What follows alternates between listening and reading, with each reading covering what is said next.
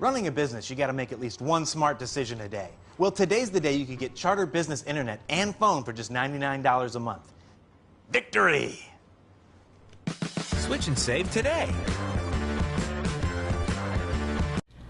We are here today to talk to the Kearney area about the concept of having a local option sales tax, allowing the voters of Kearney, Loop City, wherever it is, to vote on whether or not to do a sales tax. This bill is all about trusting the people to make decisions for themselves.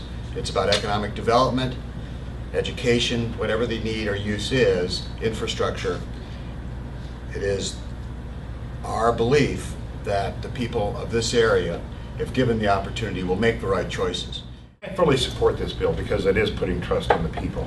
I happened to go last night to our library, and we had a formal ceremony last night, and that is a $5.5 million expansion, and it was done because we put it to the vote of the people, and we increased our sales tax a few years ago, and so we have money for special projects. And I think all this does is give all the cities that opportunity to have that by a vote of the people. The second thing I'd like to just emphasize is that this is far from a slam dunk that this would get passed in a city, because the two hurdles are, one, it's got to be a supermajority of the council, which is very difficult to do in any place, and secondly, it's got to be a vote of the people. So there are safeguards, and then we have the interlocal agreements. It's got to be for capital projects, sunsets. So there's a lot of safeguards, but the key is that it's going back to a vote of the people deciding what they want to fund in their local communities. I would also like to acknowledge our city manager, Mike Morgan, who's here, and Mike Morgan and Galen Hadley and I, we were part of the process a few years ago when we took to the people the additional half-cent sales tax for the city of Kearney. And since that time, we've been able to build a new senior center, a Harmon Park Activity Center, the library that Senator Hadley spoke about, numerous streets and roads repairs, a lot of capital type construction projects. And these projects, when they're completed, they're paid for. And so essentially we're debt free as we move forward, and our community, we're very proud of that. As Senator Hadley mentioned, it is not a slam dunk, and the reason Kearney is supporting this is because we see the value of it. And we have had an instance just recently that we took issues to the voters when we weren't required to. And so we believe very strongly in letting our voters have a say on how we manage our community, how we govern our community, and giving our citizens the right to speak out and determine the future of our communities. Several years ago, 10 plus years ago, commitments were made for lid limits, and our city and our community, which is a little over 1,000 people, supported it. That was taken away from us. We want to improve our infrastructure. This is another opportunity for us, for the citizens, to decide how we're going to fund, be it a wastewater project, street improvement, or fixing up parks or a swimming pool. I do appreciate and I fully support this bill. I supported this bill fully coming out of committee last year with Senator Hadley's help, because this gives the people the right to choose. Currently, the thing we hear the most about in Revenue Committee is property taxes.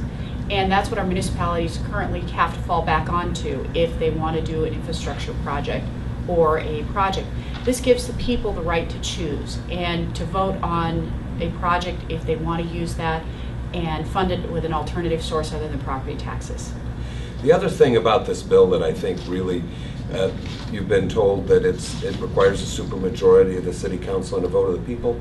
What impresses me about the bill the most is that the cities are going to have to go to the community with a plan. It's not going to be, let's throw this on the ballot and see if they'll give us a half cent to do what we want with. You're going to have to go to the people and say, we are going to, if you'll agree, we will build a pool. We will work on the sewers or the streets. And if the people want that, then they'll vote for the tax. And if the cities can't make the case, it won't happen. And so all we've done, I think, to use one of the terms we overuse down in Lincoln, we've put another tool in the toolbox for the cities, and it's by no means a tax increase for Lincoln. 26 years ago, we were having budgetary problems in cities also, and the legislature at that point saw fit to give all municipalities the authority to have a local option sales tax. So far, 194 out of the 530 municipalities in Nebraska have that local option sales tax. The majority of them do use it to reduce property taxes. They use it for special projects, for the swimming pools, for the libraries that we've heard mentioned already, for the sewer systems. Those are important things for the people of those communities. And the people have voted on those issues. They want those things. Why don't we continue to give them the authority to make those decisions on their own taxes? I think that's what all Nebraskans typically want, is to be able to make their own decisions. And I want to thank Senator Ashford for his leadership on this. It's been wonderful working with him on this, and thanking the other 29 who did vote on this for final passage.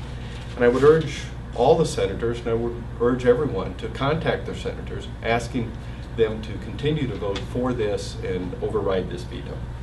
Thank you all for inviting us here to Kearney as we tour the state, our Trust the People tour, and we really mean it. We really do trust the people to make the right decisions in their cities.